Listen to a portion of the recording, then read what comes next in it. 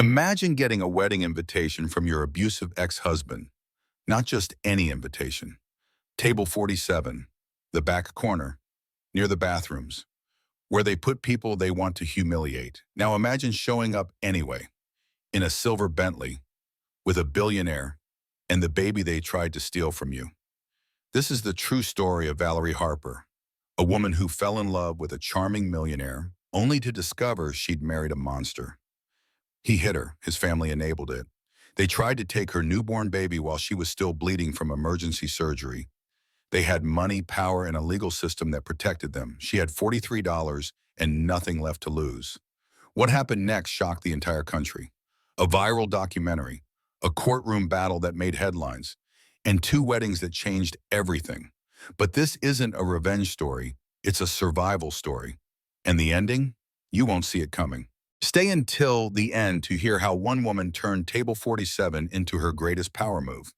And if this story moves you, share it with someone who needs to hear it. Your comment could save a life. Let's begin. Valerie Harper sat on her worn couch in her small Denver apartment, morning light streaming through cheap blinds.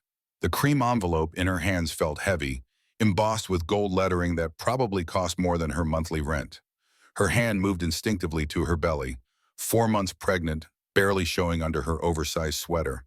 The invitation read, "Brandon and Christine Mitchell request your presence. River Oaks Country Club, Houston, Texas. Black tie required." And there, in elegant script at the bottom, Table 47. Valerie's fingers traced the number. Not Table 1, where family sits. Not even Table 20, where friends belong. Table 47. The back corner near the kitchen doors and bathrooms. The place you put people you're obligated to invite, but hope won't show up. They wanted her to see exactly where she ranked in their world, but there was something they didn't know. Something that made her hand shake as she held that invitation. She was carrying Brandon's baby. His daughter. The one he'd tried to take from her the moment she was born. The one a judge finally gave back to her 6 months ago after the longest legal battle of her life. And she was about to tell a story that would burn their perfect world to the ground. Let me take you back to where this nightmare started. 18 months earlier, Valerie Harper was a different person. She was 30 years old, working as a marketing manager at a mid-sized firm in Dallas, fresh off a move from Minneapolis. Middle-class background, practical upbringing, ambitious enough to take chances. She believed in love. She believed in good people. She believed in fairy tales. That's how Brandon Mitchell found her. At a Dallas Arts Gala, the kind of event where her company bought a table to look important and sent their young employees to network. Valerie wore a department store dress and practiced her elevator pitch in the bathroom mirror before walking in. Brandon wore a custom suit and confidence like cologne. He was 35, third-generation owner of Mitchell Luxury Auto, 5 dealerships across Texas. Old Houston money, River Oaks mansion. That effortless charm that rich men wear when they know exactly how to make women feel special. Valerie was standing by the bar trying to look sophisticated while drinking cheap wine when he appeared beside her. Brandon said, "You look like you'd rather be anywhere else." Valerie turned, startled. Brandon Mitchell. She'd seen his face on billboards. Mitchell Luxury Auto, where excellence drives home. She said, "Is it that obvious?" Brandon smiled. "Only to someone who feels the same way." Brandon Mitchell. And before you ask, yes, those dealerships are mine. And no, I don't actually enjoy these things either. Valerie laughed despite herself. Valerie Harper, marketing. And I thought these events were supposed to be glamorous. Brandon said, "They're work pretending to be fun. The worst combination. Can I buy you a real drink, not this wine that tastes like regret?" She should have said no. She should have recognized the practiced smoothness, the way his eyes assessed her like she was something he wanted to own. But she was new to Texas, lonely in a city of strangers, and he made her feel seen. That's how it starts. Not with violence, with attention. The flowers started arriving at her office the next day. Roses, lilies, orchids, each arrangement more extravagant than the last. Her coworkers gathered around her desk, giggling and envious. The note on the roses, "Dinner? I promise I'm more interesting than these flowers." She texted yes. What followed was a whirlwind so dizzying she couldn't catch her breath long enough to question it. Private jet to Napa Valley for wine tasting, front row Mavericks tickets, weekend in Santa Fe where they stayed in a suite that cost more than her car. He introduced her to his world, country club dinners where everyone knew his name, charity balls where photographers snapped their photos, exclusive restaurants where maitre d's bowed. Brandon made her feel like Cinderella. She didn't notice she was slowly losing her glass slipper. The comments started small. At dinner one night, Brandon said, "You look beautiful, but you'd look stunning in something more elegant. Let me buy you something." Valerie said, "I can't let you do that. These clothes are fine." Brandon said, "Fine isn't what I want for you, baby. I want you to shine." He took her shopping on Rodeo Drive, bought her dresses that cost what she made in a month. She felt guilty accepting them, but he insisted. Brandon said, "You're my girlfriend. Let me spoil you." At parties, he'd pull her away from conversations, his hand on her lower back, steering, possessive. Brandon would say, "These people aren't on our level, baby. Why waste time?" When her phone buzzed with texts, he'd glance at the screen, casual, just checking. Brandon asked, "Who's texting you? Just making sure you're not getting hit on." Valerie laughed it off. "He's just protective," she told her friend Sarah over the phone. "It's sweet." Sarah, who'd known Valerie since college, said, "Val, I don't know. It sounds a little controlling." Valerie said, "You don't understand. He's not like regular guys. He's successful, confident. He knows what he wants." Sarah said, "What do you want?" Valerie didn't have an answer. 4 months into dating, Brandon proposed. They were on the rooftop of his flagship dealership at sunset, Dallas skyline glowing orange and gold behind them. Brandon said, "Valerie Harper, you're the realest thing in my fake world. Everyone around me wants something. Money, status, connections. But you just want me. Marry me." The ring was 5 carats. Valerie's hand looked too small for it. She said yes. She called her mother in Minneapolis, crying happy tears. Her mother said, "Are you sure? You've only known him 4 months." Valerie said, "When you know, Mom." The wedding happened 2 months later. Small ceremony at the Mitchell estate, Brandon's family home in River Oaks. Sprawling mansion with columns and gardens straight out of a magazine. Margaret Mitchell, Brandon's mother, organized everything. She was a woman who wore pearls like armor and smiled with her mouth but never her eyes. Margaret said to Valerie during dress fitting, "The Mitchell family has certain standards, dear. I hope you understand what you're marrying into." Valerie said, "I love Brandon. That's what matters." Margaret said, "Love is lovely, but legacy is permanent." At the wedding, Margaret barely smiled. Brandon's sister, Patricia, spent the entire ceremony on her phone, posting Instagram stories with captions like, "When your brother finally settles down. Interesting choice. Hashtag surprised." Brandon's father, Gregory, gave no toast. He left early, citing business. During photos, Brandon gripped Valerie's arm too tight, his fingers digging into her bicep. Brandon whispered, "Smile bigger. You look ungrateful." Valerie smiled until her face hurt.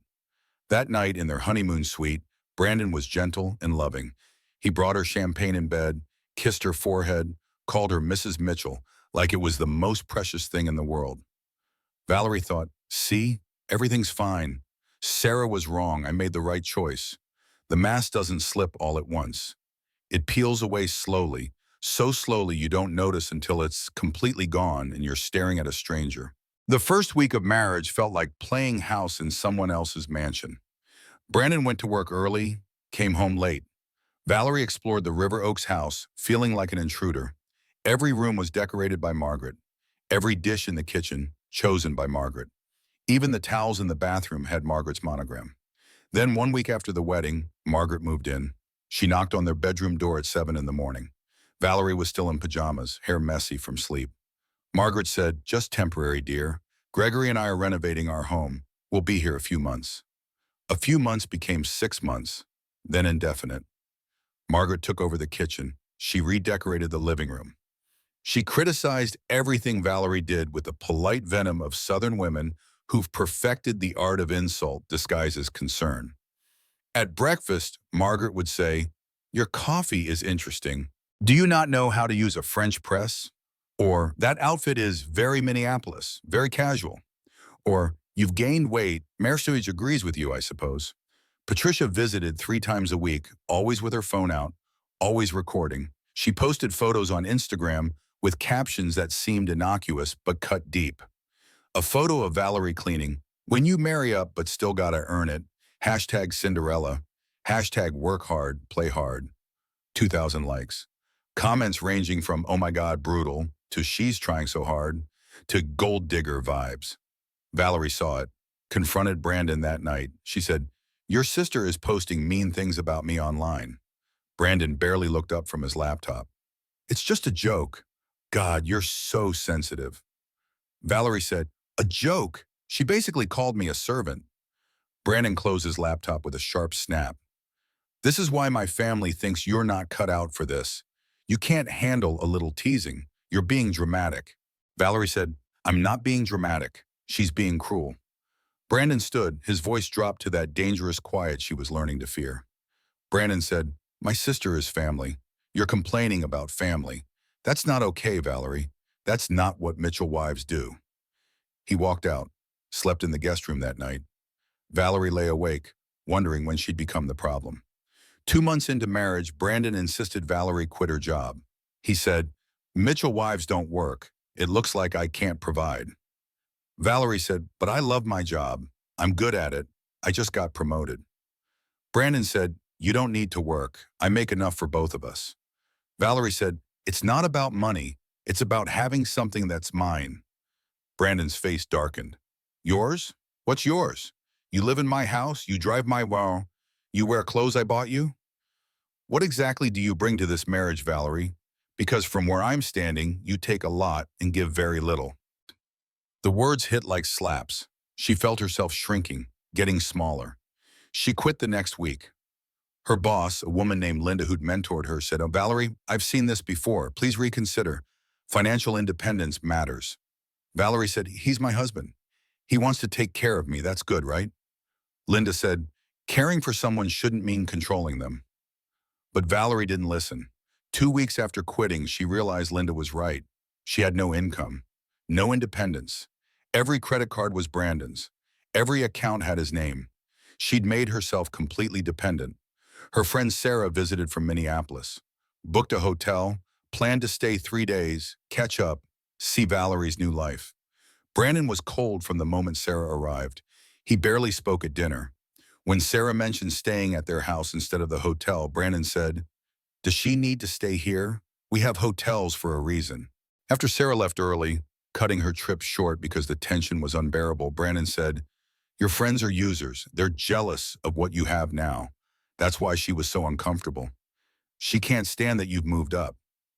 Valerie said, Sarah's been my friend for 10 years. Brandon said, and now you're in a different world. She doesn't fit here. The sooner you accept that, the happier you'll be. Valerie stopped inviting people over, stopped calling Sarah as much. The isolation happened so gradually she didn't notice she was being cut off from everyone who loved her. 3 months into marriage, Valerie suspected she was pregnant. She took the test alone in the bathroom, hands shaking. 2 pink lines. She felt terror and hope in equal measure. That night at dinner, she told Brandon. Just the 2 of them. Margaret mercifully out at some charity function. Valerie said, I'm pregnant. Brandon's fork stopped halfway to his mouth. His face went through several emotions, shock, then something dark, then forced happiness. Brandon said, are you sure it's mine? The question hung in the air like poison. Valerie stared at him. What? Brandon, we're married. Of course it's yours. Brandon immediately backtracked. Baby, I'm sorry. That was stupid. I'm just surprised. This is huge. This is wow. He stood, hugged her. For a moment, she believed it would be okay. A baby would fix things. Love would fix things. She'd learn soon enough. Nothing fixes a man who doesn't want to be fixed. The charity dinner was held at River Oaks Country Club, the kind of event where everyone wore their wealth like badges and competed to seem the most philanthropic. Valerie was 2 months pregnant, morning sickness making everything smell overwhelming. She wore a dress Brandon picked out, green silk that cost more than her first car. Margaret kept introducing her as Brandon's wife without using her name. As if Valerie Harper had ceased to exist, replaced by Mrs. Mitchell, a role she was failing to play correctly. Valerie tried, she smiled, made small talk, pretended she belonged among women who'd never worked a day in their lives and thought poverty was a personal failure. That's when she met Christine Beaumont. Christine was 28, worked at Mitchell's flagship dealership as Brandon's marketing director. Tall, blonde, beautiful in that effortless way that made Valerie feel plain. She stood alone by the bar, looking as uncomfortable as Valerie felt. Valerie approached, grateful for a familiar face. "Christine, I didn't know you'd be here." Christine's smile was tight. "These things are mandatory if you work for the Mitchells." Valerie said, "Tell me about it. I'm married to one and they're still mandatory." Christine laughed, but it didn't reach her eyes. Valerie, trying to make conversation, said, "So are you seeing anyone? Brandon mentioned you're around our age. I thought maybe we could double date sometime." Christine's face went white. She set down her wine glass with a sharp click. Christine said, "I'd rather not discuss my personal life."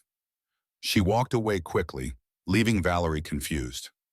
A society columnist, an older woman dripping in diamonds, leaned over. "Honey, you didn't know?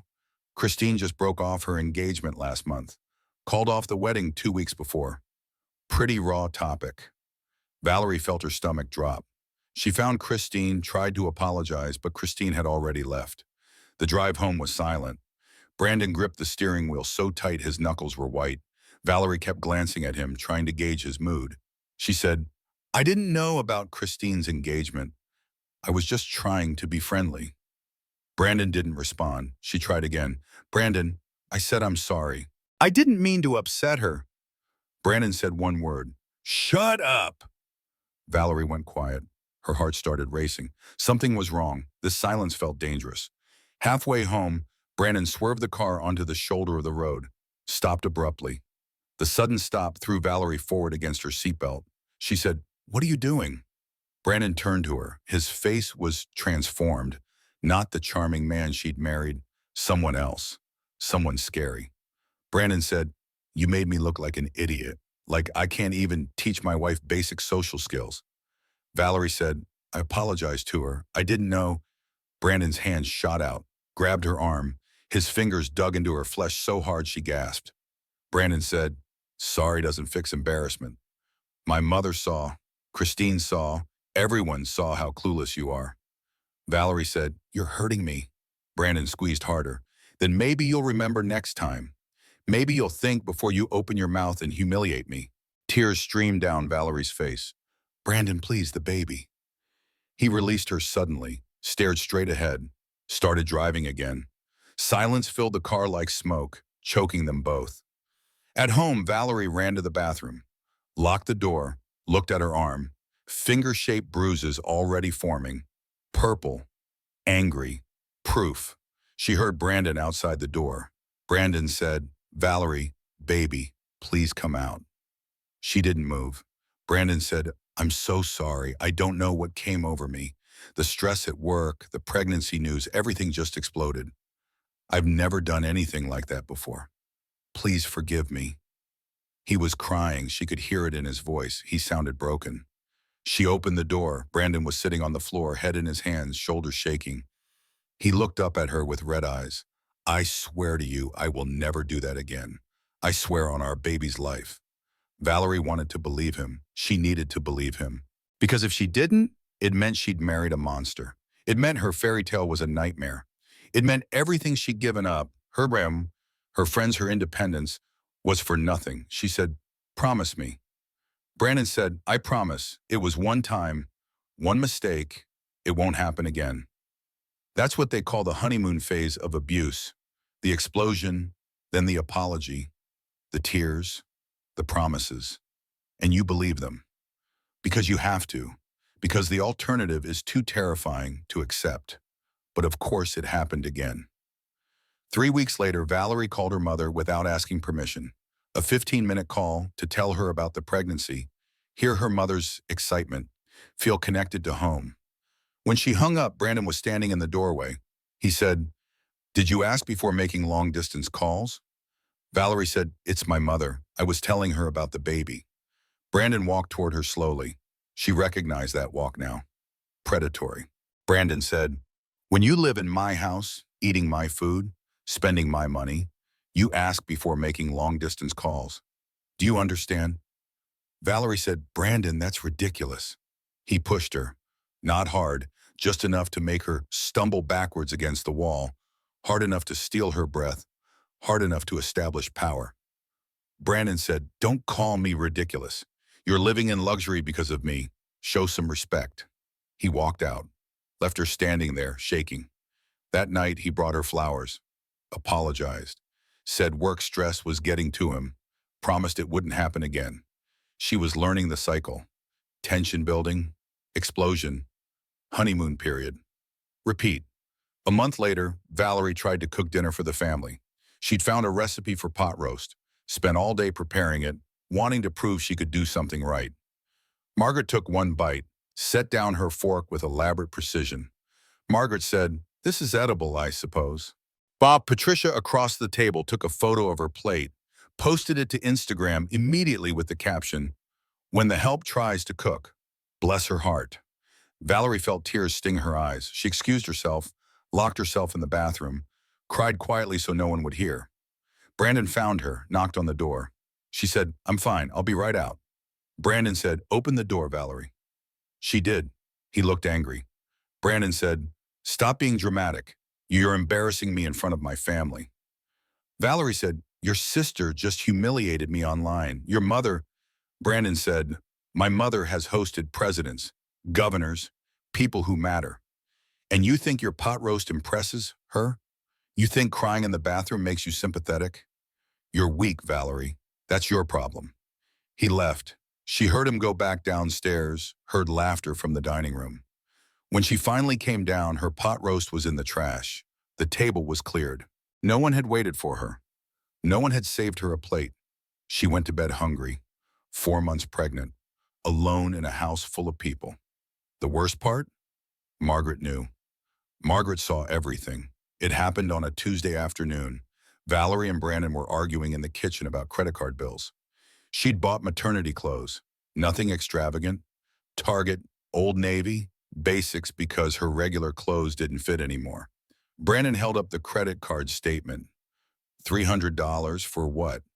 Valerie said, "Maternity clothes, I'm showing now. Nothing fits." Brandon said, "You don't need $300 worth of clothes to sit at home." Valerie felt something inside her snap. Months of tension, isolation, criticism, abuse, it all bubbled up. She said, "I'm growing our child, your heir, the precious Mitchell grandchild everyone keeps talking about. I need clothes that fit." Brandon's face went dark. He stepped toward her. Brandon said, "Watch your tone." Valerie said, "Oh, what? You'll push me again? Grab me again? What's it going to be this time, Brandon?" He shoved her. Hard. She stumbled backwards into the counter, hip hitting the marble edge with a sharp crack of pain. And Margaret walked in. She stood in the doorway, took in the scene. Valerie on the floor, Brandon standing over her, fists clenched, the tension thick enough to choke on. A beat of silence. Margaret set down her purse calmly, as if she'd just witnessed something completely ordinary. Margaret said, "Brandon has a temper, like his father. You'll learn to manage it, dear. I did." She walked out. Valerie sat on the kitchen floor, hand on her belly where the baby kicked, and thought, "Oh my God. She knows, and she doesn't care. This is normal to them. This is what Mitchell women do. They endure." That night, Valerie Googled signs of domestic abuse on her phone under the covers, read articles that described her life with terrifying accuracy. Isolation from friends and family, financial control, escalating physical violence, cycle of abuse. She was a textbook victim. How had she not seen it? But seeing it and leaving it were two different things. Where would she go? She had no job, no income, no savings. Her family was in Minneapolis. Her friends had drifted away. She was 4 months pregnant with Brandon's child. And despite everything, part of her still hoped. Maybe the baby would change things. Maybe becoming a father would fix him. Hope is what keeps us trapped longer than we should be. The ultrasound appointment was on a Thursday morning. Brandon took time off work, which surprised Valerie. He'd been distant for weeks, throwing himself into the dealerships, coming home late, sleeping in the guest room more often than not. But this morning he held her hand in the waiting room, kissed her forehead, acted like the man she'd fallen in love with. The technician spread cold gel on Valerie's belly, now rounded at 5 months.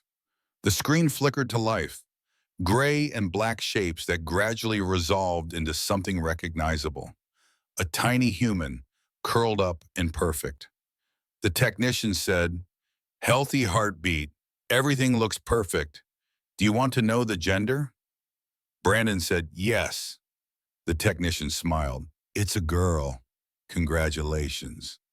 Brandon's eyes filled with tears, real tears. Valerie hadn't seen him cry since their wedding day. He said, "That's our baby. That's our daughter." He kissed Valerie's hand. She felt hope bloom in her chest like spring flowers after a long winter. In the car, Brandon was gentle. He drove carefully, as if Valerie were made of glass. Brandon said, "I'm going to be a better man. For her. For you. I mean it, Val. No more losing my temper. I'm going to be the father I never had." Valerie said, "You mean it?" Brandon said, "I swear, she deserves better than what I've been. You both do." That night, he brought home baby furniture catalogs, paint samples for the nursery. They sat on the couch together, actually happy, planning their daughter's room. Brandon said, "Let's do yellow. Gender neutral, happy, fresh start for all of us." Even Margaret softened. She came to dinner that week with a vintage bassinet from when Brandon was a baby. Margaret said, "A Mitchell grandchild. Finally. This changes things, Valerie. You're carrying the family legacy now. That means something." For 2 weeks, Valerie believed it. The baby had saved them. Love had won. Brandon went to work and came home on time. He asked about her day. He rubbed her feet when they were swollen. He talked to her belly at night, telling their daughter stories. Valerie let herself imagine a future. Maybe not perfect, but survivable. Maybe even happy. She should have known better. It was 3 in the morning when Valerie woke up cramping, sharp pains in her abdomen. She stumbled to the bathroom, turned on the light, and saw blood. Not much, just spotting. But at 5 months pregnant, any blood is terrifying. She shook Brandon awake. "Brandon, wake up!" He sat up, groggy. "What?" Valerie said, "I'm bleeding. Something's wrong with the baby." His face shifted from sleep to panic. They drove to the emergency room in silence. Valerie's hand on her belly, willing the baby to kick, to move, to be okay. The ER doctor examined her, ordered an ultrasound. The minutes felt like hours. Finally, the doctor came back. "Baby's heartbeat is strong. Everything looks normal. But you need bed rest. Stress isn't good for pregnancy. Are you under a lot of stress?" Valerie said, "I'm managing." The doctor, a woman in her 40s with kind eyes, noticed the bruises on Valerie's arms. Old ones, yellow and fading. Newer ones, purple and angry. The doctor said, "Are you safe at home?" Valerie said, "Yes. Why would you ask that?" The doctor held her gaze. "Just asking. There are resources if you need them. Social workers, shelters, legal help." Brandon was in the parking lot on his phone when Valerie was discharged. In the car, he was furious. Brandon said, "You almost made me look like I hurt you in there. That doctor was looking at you like you're some battered housewife." Valerie said, "She saw the bruises. I couldn't exactly hide them." Brandon said, "So cover them better." Jesus, Valerie, do you know what happens if someone calls CPS? They take the baby. They investigate us. Our reputation gets destroyed. Is that what you want? Valerie said, "No, Brandon, I would never." Brandon said, "Find your own way home. I have a meeting." He pulled over. They were still 15 minutes from home. It was 4:30 in the morning. Valerie said, "You're leaving me here? I just came from the hospital." Brandon said, "You have a phone. Call an Uber. Or call that friend of yours, the one who's so worried about you. See if she actually helps." He drove away, left her on the side of the road. Pregnant, spotting, fresh from the ER. Valerie called Sarah, her college roommate, her oldest friend, the one she'd pushed away over the past months. Sarah answered on the third ring, voice thick with sleep. "Val, what's wrong?" Valerie said, "I need help." Sarah said, "We're here. Where are you?" 8 hours later, Sarah pulled up in her minivan. She'd driven from Minneapolis to Dallas overnight, stopping only for gas and coffee. She found Valerie at a Denny's, huddled in a booth, running out of places to hide. Sarah took one look at her and said, "Get in the car." On the drive back to the Mitchell house, Valerie used Sarah's phone. Brandon's phone was on the passenger seat where he'd left it, unlocked. Text messages open. The first message was from Christine. "Can't wait until you're free. The baby doesn't change anything. We have plans." Brandon's response, "Just a few more months. Lawyer says the prenup is airtight. She gets nothing." Valerie's hands shook. She scrolled up. Months of messages. Photos of houses they were looking at together. Furniture they'd picked out. A life they were planning. Without her. More messages. This one from Margaret to Brandon. "The pregnancy is actually perfect timing. File for divorce. Claim she's unstable during pregnancy. Judge will grant you custody once baby's born. She signed in the prenup. She has no legal leg to stand on." Valerie felt bile rise in her throat. She handed the phone to Sarah, who was driving. Sarah glanced at the screen, eyes widening. "Oh my God, Val." Valerie said, "They've been planning this since before I even got pregnant. They want my baby. They don't want me. They want her." Sarah pulled over. Valerie opened the door and vomited on the side of the highway. When they got back to the house, Brandon was there, waiting, and he wasn't alone. Brandon, Christine, Margaret, Patricia, Gregory, and a man in an expensive suit. They sat in the living room like judges at a trial. Wedding magazines on the coffee table, an engagement ring in a Tiffany box. Brandon said, "There you are. We need to talk." Valerie felt Sarah squeeze her hand once, then let go. Sarah couldn't be there for this. She had a husband who worked with Brandon. 3 kids, a mortgage. She couldn't risk everything, even for her oldest friend. Sarah whispered, "I'm sorry, I can't stay." She left. Valerie was alone. Christine smiled, sweet as poison. "Sorry you had to find out this way." Valerie said, "Find out what? That you've been planning your wedding to my husband while I'm pregnant with his child?" Margaret said, "Don't be dramatic. This marriage was a mistake. We're rectifying it." The man in the suit introduced himself. "I'm James Rutherford, Mitchell Family Counsel. We're prepared to offer you a settlement." He slid papers across the coffee table. Valerie forced herself to read them. $100,000. Sign an NDA. Terminate the pregnancy. Walk away clean. Valerie looked up, shocked. "You want me to abort my baby?" Margaret said, "It's for the best, dear. You're not equipped to be a mother. Certainly not a Mitchell mother." Patricia was filming on her phone, grinning. "This is gold. The look on her face is perfect." Valerie turned to Brandon, her husband, the father of her child. She said, "Say something. This is your daughter."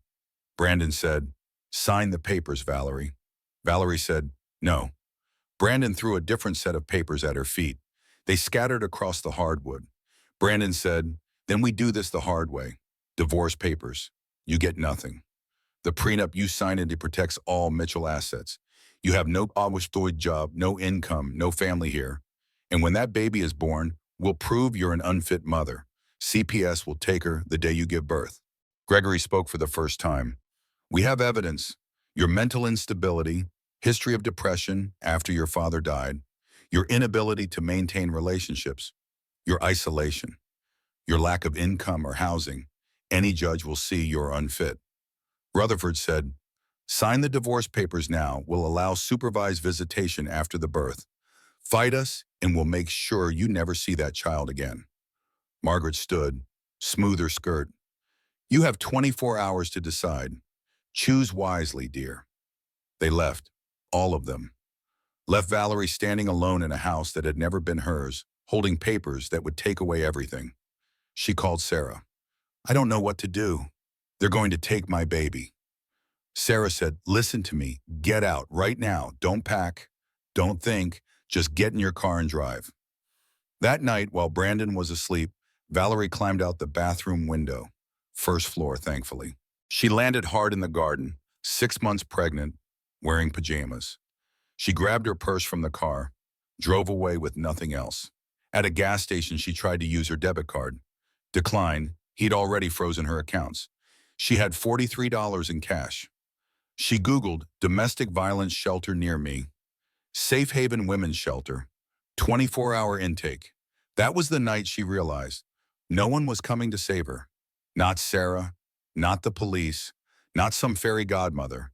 If she was going to survive this, she had to save herself.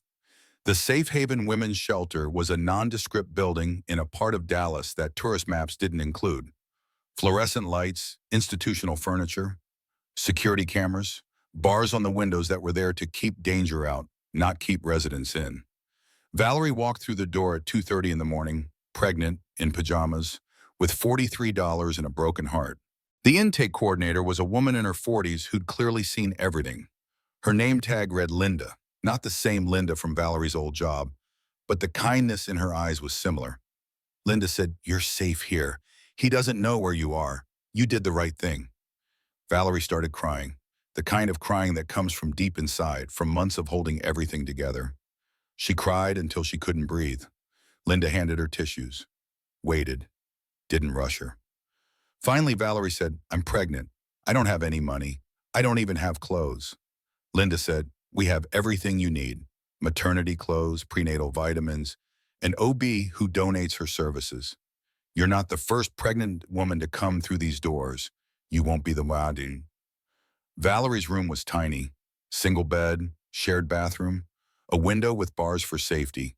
But it was hers. She locked the door, sat on the bed, and cried until dawn. The next morning, Valerie filed a police report. Detective Maria Rodriguez, a specialist in domestic violence cases, took her statement. Rodriguez said, "I believe you. I see these cases every day, but I need you to understand something. The Mitchells have money. Money means lawyers. This will be hard." Valerie showed her the photos on her phone. Bruises, medical records from the ER visit, text messages she'd screenshotted from Brandon's phone before she ran. Rodriguez said, "Good. Document everything, every text, every call, every threat. We're building a case." At the courthouse, Valerie filed for divorce, citing abuse. Filed for a restraining order. The court-appointed lawyer was Jenny Walsh, 27 years old, drowning in cases, doing her best with a broken system. Jenny said, "I'm going to be honest with you. I have 60 cases. The Mitchells can afford to drag this out for years. You signed a prenup. Best case, you get supervised visitation and minimal child support." And Valerie said, "That's the best case." Jenny said, "I'm sorry, the system isn't built for women like you." 2 weeks later, the Mitchells filed their counterattack. Valerie was in her shelter room when Jenny called. Jenny said that they filed first. Emergency custody petition. Claims you abandoned the marriage. Fabricated evidence of emails you supposedly sent, threatening Brandon and his family. Witness statements from household staff, all saying you were unstable, violent, unfit. Valerie said, "Those are lies. I never sent those emails. The staff barely knew me." Jenny said, "They can afford to pay people to say anything, and they filed a restraining order against you, claiming you threatened Brandon, that you're dangerously unstable." Valerie felt the world tilt. How is this happening? I'm the victim. Jenny said, "They have money. Money buys a different kind of justice." The preliminary hearing was a nightmare. The judge was an old friend of Gregory Mitchell. He seemed to believe everything the Mitchell lawyer said, questioned everything Jenny presented. The judge granted temporary custody to Brandon, ordered Valerie to undergo psychiatric evaluation, set trial date for 6 months away, conveniently after the baby would be born. Valerie sat in that courtroom, 6 months pregnant, and realized she was going to lose her daughter before she even held her. But then something unexpected happened. Someone had been watching the local news. Someone who knew what it felt like to lose a sister to domestic violence. Someone who had more money than the Mitchells and a reason to care. Adrian Sterling was 37, self-made tech entrepreneur based in Austin. He'd built a company that created security software for Fortune 500 companies, sold it for $200 million, and spent his time trying to figure out how to make money mean something. 5 years ago, his sister Katie sat across from him at a coffee shop, bruised and pregnant, and said, "He says he's sorry. He loves me. It won't happen again." Adrian said, "Katie, please, let me help you leave." Katie said, "I can't. I have nowhere to go." 3 months later, Adrian went to Katie's funeral. Her husband had killed her when she was 8 months pregnant. Murder-suicide. Both Katie and her unborn son died. Adrian had spent every day since trying to live with that failure. When he saw Valerie's story on the news, pregnant woman fleeing wealthy husband, powerful family trying to silence her, he saw Katie. He called the best lawyer he knew. "Monica Graves, it's Adrian Sterling. I have a case for you." Monica Graves was 42, former prosecutor who'd specialized in domestic violence cases before leaving the DA's office to start her own practice. She was expensive, $50,000 retainer, but she had a reputation. She didn't lose. Monica called Valerie at the shelter. "Ms. Harper, my name is Monica Graves. I'd like to represent you." Valerie said, "I can't afford you." Monica said, "You don't have to. Adrian Sterling is covering your legal fees. He runs a legal fund for domestic violence survivors. Will you let me help you?" Valerie said yes, because what choice did she have? A week later, Monica brought Valerie to Adrian's office in Austin. Modern glass building, minimalist design, the kind of place that said, "I have money but don't need to show off." Adrian stood when she entered, tall, dark-haired, with eyes that had seen pain and survived it. He said, "Ms. Harper, thank you for agreeing to meet me." Valerie said, "Why are you doing this? You don't know me." Adrian told her about Katie, the warning signs he'd missed, the funeral he couldn't forget, the guilt that followed him everywhere. He said, "I couldn't save my sister. Maybe I can help you save yourself." Valerie said, "I don't need charity." Adrian said, "It's not charity, it's justice. Monica is the best. With her, you have a fighting chance. In return, I'd like you to do something. Tell your story, on camera. A filmmaker I know specializes in social justice documentaries. Your story could save lives. Help other women recognize the signs." Valerie was suspicious. She'd learned to be suspicious. "And that's it? No strings?" Adrian said, "No strings. I have more money than I know what to do with. Let me use it for something that matters." Valerie said, "Okay, I'll do it." Monica took over the case with the force of a hurricane. She filed motions to get Judge Peterson recused due to conflict of interest. His country club membership, shared with Gregory Mitchell, created appearance of impropriety. The motion hearing was tense. Peterson didn't want to step down. But Monica presented evidence of bias, connections, conflicts that couldn't be ignored. Judge Peterson recused himself, reluctantly. The new judge was Patricia Rodriguez, no relation to Detective Rodriguez, but equally no nonsense. Known for protecting domestic violence survivors, known for not tolerating wealthy men who thought money bought immunity. Judge Rodriguez read the case files, looked at Brandon's lawyer, and said, "We're going to trial. Discovery begins immediately." Monica turned to Valerie as they left the courthouse. "Now we fight." Over the next 3 months, Monica's team worked like they were preparing for war. Because they were. They found other women, Brandon's ex-girlfriend from college, who signed an NDA after he broke her ribs, his first wife, Rebecca, who he'd almost killed when she was pregnant 15 years ago. 3 other women, all with similar stories, all silenced by money and fear. They found Christine's history. Her previous boyfriend had abused her too. She'd gone to the Mitchells thinking she was escaping one nightmare, walked straight into another. They found evidence of Margaret's pattern, covering for Gregory's affairs, intimidating victims, using money as a weapon. They even found that Patricia had embezzled $200,000 from the Mitchell family charity, money that was supposed to go to women's shelters. The irony was almost funny. Monica said, "They're not untouchable, they're just rich, but rich people break laws too." Meanwhile, a filmmaker named Jessa Williams interviewed Valerie at the shelter, camera, lights, microphone, the works. Jessa said, "Tell me your story from the beginning. Don't leave anything out." Valerie talked for hours. Everything, the whirlwind romance, the red flags she ignored, the abuse that escalated, the family that enabled it, the system that failed her. By the end, Jessa was crying. Valerie was exhausted. Jessa said, "This is going to change things. I promise you. People need to hear this." Valerie said, "I just want my daughter back." Jessa said, "You'll get her back. And you'll help save other daughters too." But first, Valerie had to survive the hardest part. She had to give birth. Labor started at 2 in the morning. Valerie woke up to her water breaking, contractions starting strong and fast. She was 9 months pregnant, alone in a shelter room and terrified. The shelter staff drove her to county hospital, the only one that took her Medicaid. Labor and delivery looked like every other hospital, but lonelier. Women with partners, family support systems, and Valerie alone. A nurse said, "Is anyone coming?" Valerie said through a contraction, "No, it's just me." Labor lasted 18 hours. Long, exhausting, painful hours where Valerie begged for epidural, got it, then prayed for the whole thing to be over. But at hour 18, something went wrong. The baby's heart rate dropped. Alarms started beeping. Doctors rushed in. A doctor said, "We need to do an emergency C-section. Baby's in distress, Mrs. Valerie said, "Is my baby okay?" The doctor said, "We're going to make sure she is." Valerie was awake for the C-section.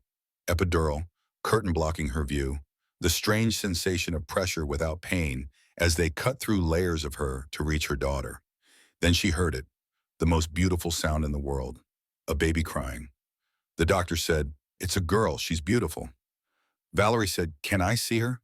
The doctor held up a tiny red-faced baby, perfect, alive, hers. But then, she needs to go to NICU for observation. Low birth weight, 5 pounds 2 ounces. She'll be fine, but we need to monitor her. They showed Valerie her baby for maybe 10 seconds, long enough to see her face, not long enough to memorize it. Then she was gone. Valerie woke up in recovery hours later, groggy from anesthesia. She was bleeding heavily, too heavily. A nurse said, "Miss Harper, you're hemorrhaging. We're going to give you a transfusion." Valerie said, "My baby." "Where's my baby?" The nurse said, "She's stable in NICU. You can see her once you're stable."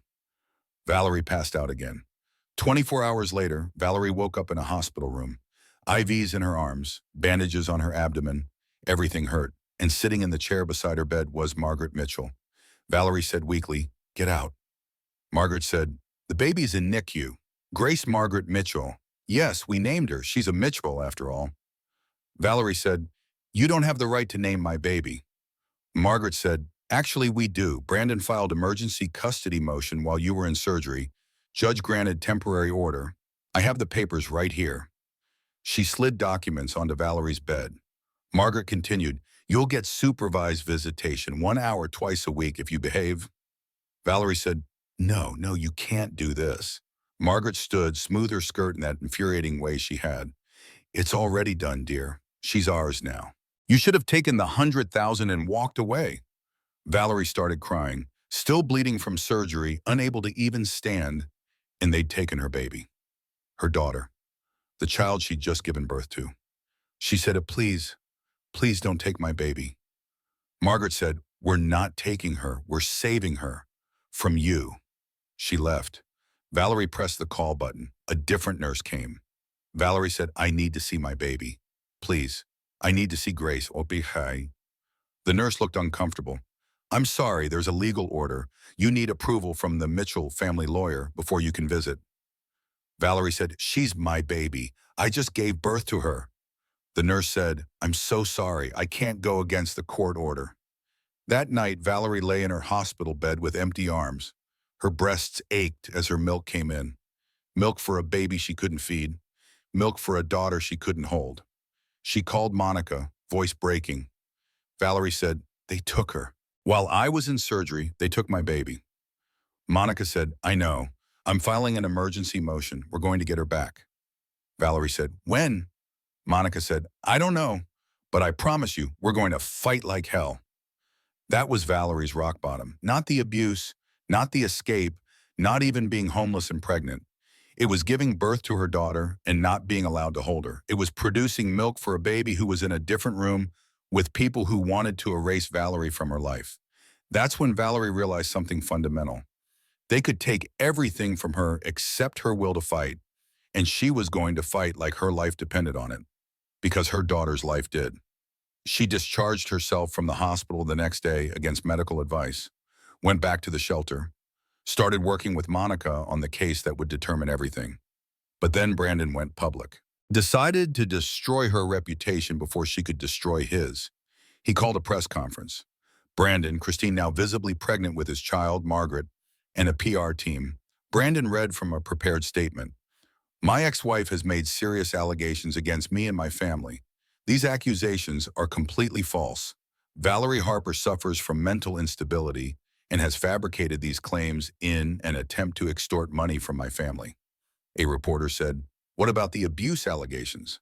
Brandon said, "Completely fabricated. I have never and would never harm a woman.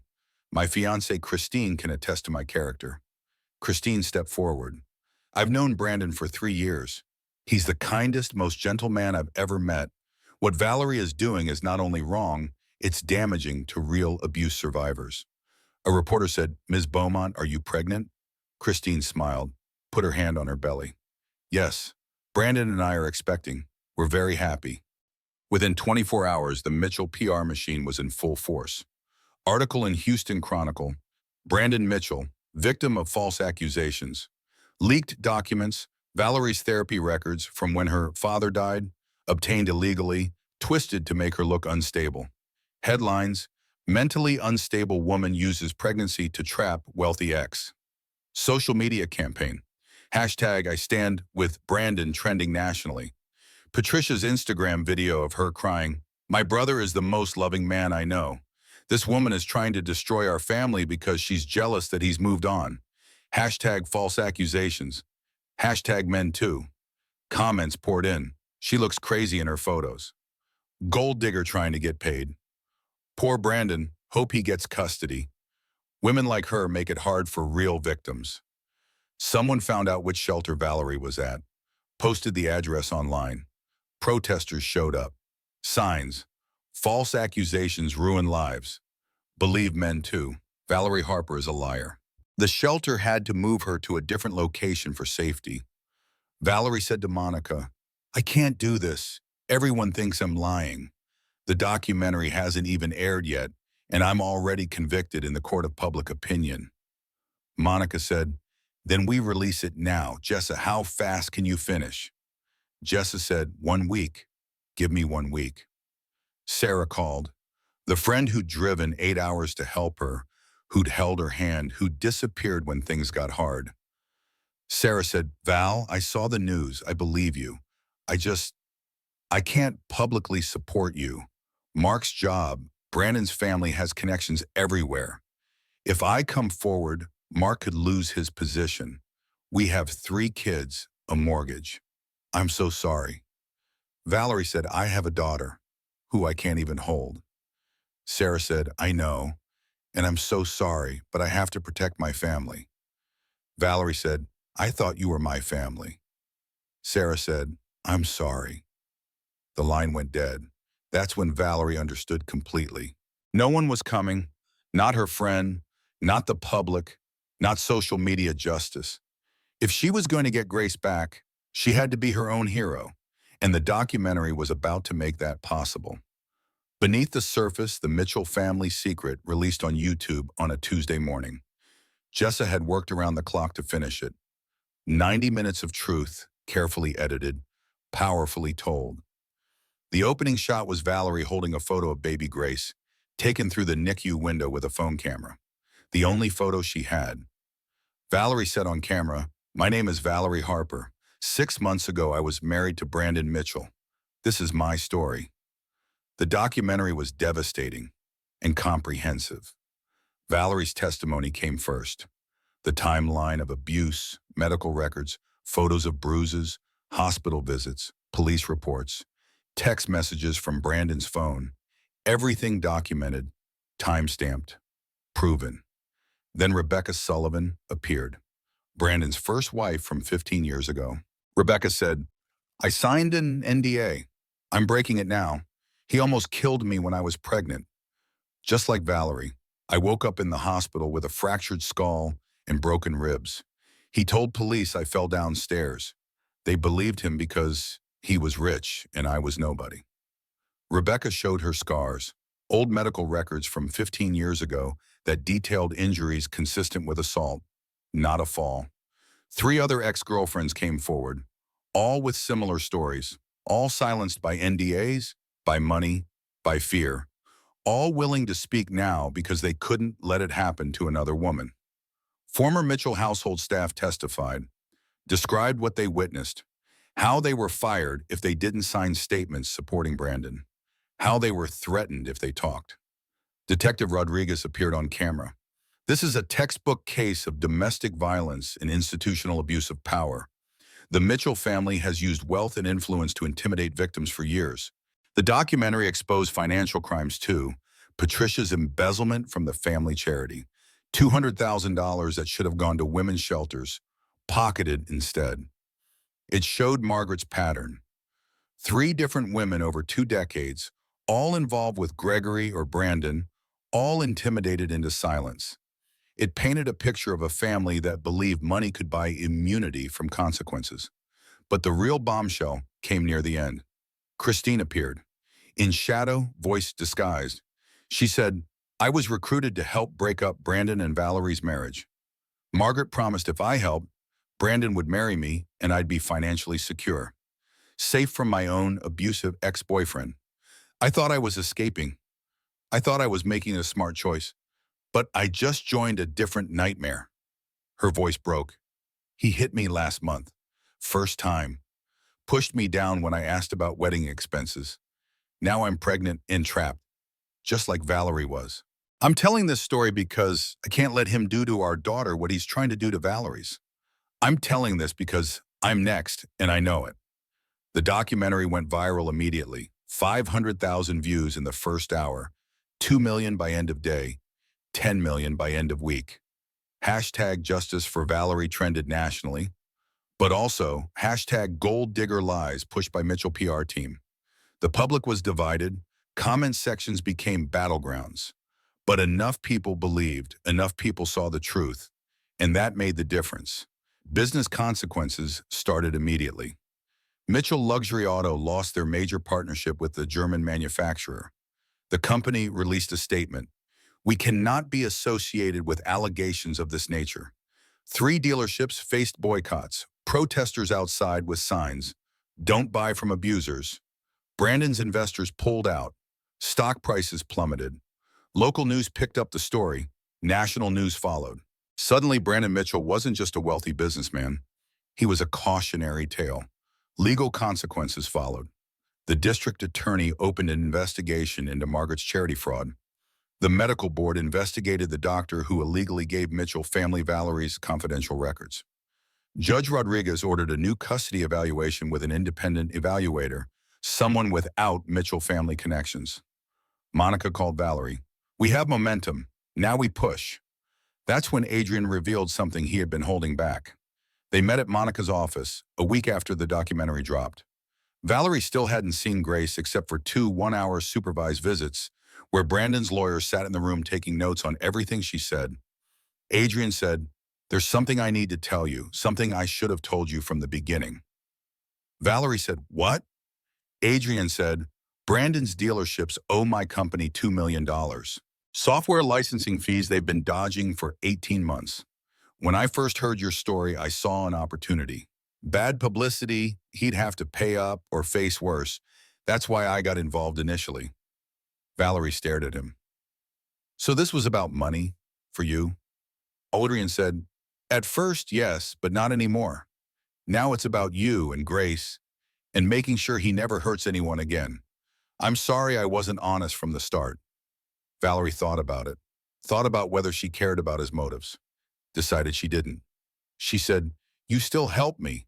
That's more than anyone else did. Your reasons don't change the result.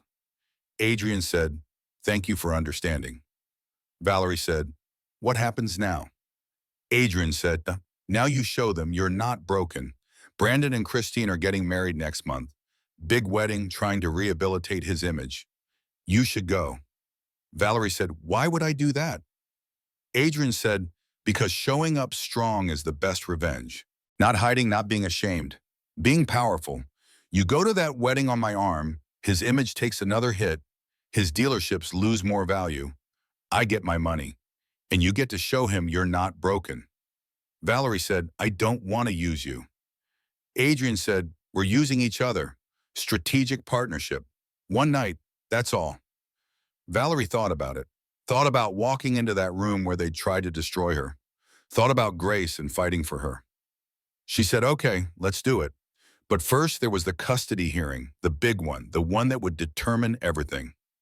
It was scheduled for 1 week before Brandon's wedding. Perfect timing. Courtroom packed with media, public supporters, women who'd seen the documentary and wanted to witness justice.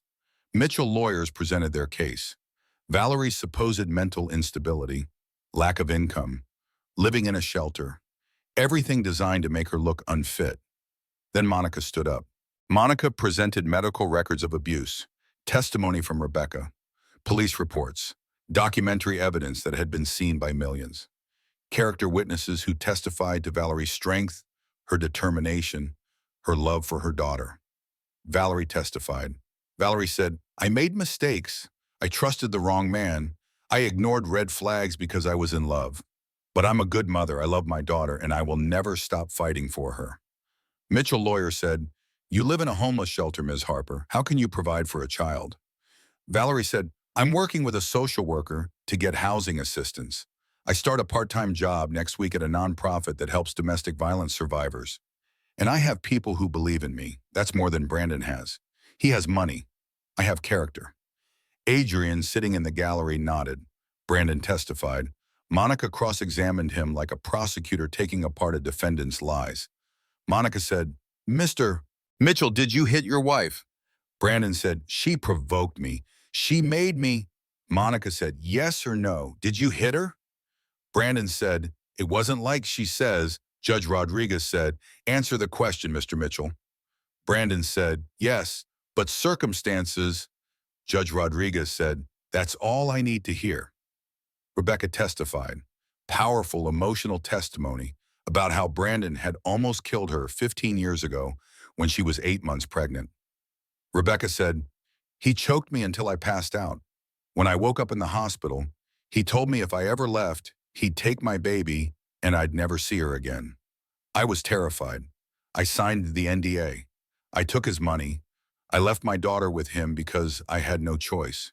She's 20 now. We have no relationship. He made sure of that. I'm not letting him do to Valerie what he did to me. The courtroom was silent except for crying. Then Christine appeared. Surprise witness. Even the Mitchell lawyers didn't know she was coming. She was 5 months pregnant now, showing. She walked slowly to the witness stand, looking scared but determined. Christine said, everything Valerie said is true. Brandon hit me too, last month when I questioned why we needed such an expensive wedding during the boycotts. He pushed me down. Margaret witnessed it and told me to hide the bruises better. This family is built on money and cruelty. I'm leaving Brandon. I'm testifying because I don't want Grace growing up in that house. I don't want my daughter growing up in that house. The courtroom erupted. Judge Rodriguez banged her gavel. Mitchell lawyers tried to object, but it was too late. The damage was done. Judge Rodriguez took a 15-minute recess. When she came back, her face was set. Judge Rodriguez said, I've heard enough. Full custody granted to Valerie Harper, effective immediately. Mr. Mitchell will have supervised visitation only, 2 hours per week, with a monitor present. Restraining order remains in effect. Mr. Mitchell will pay child support in the amount of $5,000 per month, plus a lump sum payment of $250,000 for pain and suffering. This court finds that Mr. Mitchell engaged in systematic abuse and attempted to use the legal system to further abuse the victim. This behavior is reprehensible and will not be tolerated in my courtroom. Valerie broke down crying. Monica hugged her. Monica said, you won. Grace is yours. 2 hours later, Valerie held her daughter for the first time since the hospital. Grace was 3 months old now. Beautiful. Perfect. Hers. Valerie whispered, "I'm never letting you go again." Grace looked up at her with dark eyes that looked like Brandon's but held no cruelty. Just innocence. Just baby wonder. Valerie had her daughter, but she wasn't done yet. Brandon's wedding was in 1 week, and Valerie had an invitation. Table 47, but she wasn't sitting in the back anymore. The silver Bentley pulled up to River Oaks Country Club at precisely 6:15, 15 minutes after the ceremony started.